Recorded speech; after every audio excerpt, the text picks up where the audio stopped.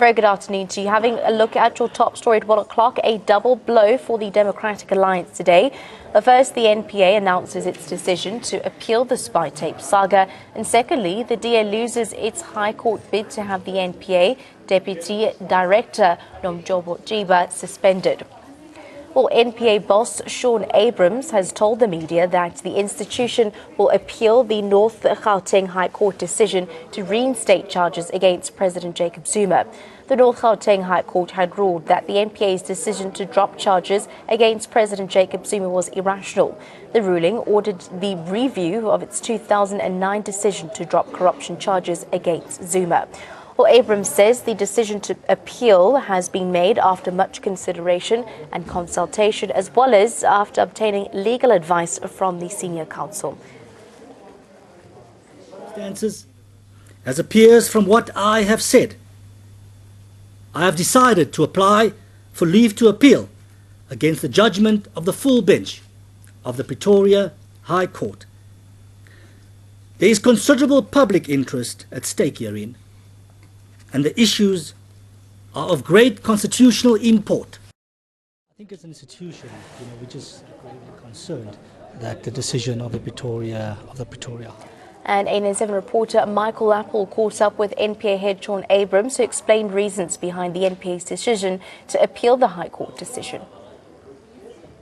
I think as an institution, we're just gravely concerned that the decision of the Pretoria High Court, with the greatest of respect, limits the exercise of prosecutorial discretion, and that will affect every citizen in this country. That will affect every decision that prosecutors make. As you'd be well aware, the discretion of a prosecutor is very, very, very wide. Prosecutors decide on a daily basis on the admissibility of evidence and whether the interest of justice does best dictate that people should be prosecuted. As a result of this judgment, prosecutors feel that their powers are now limited, in that the court and the finding of the court is that prosecutors shouldn't decide this, no matter how egregious it is. That, in effect, matters should go to court, and the court must decide that. We feel that's improper.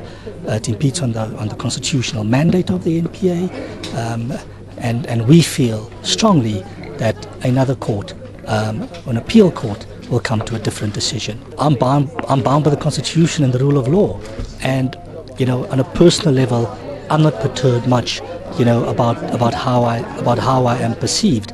I want the work of the institution, should speak for itself, and I think the public must give space to the NPA to fulfill its constitutional and legal mandate.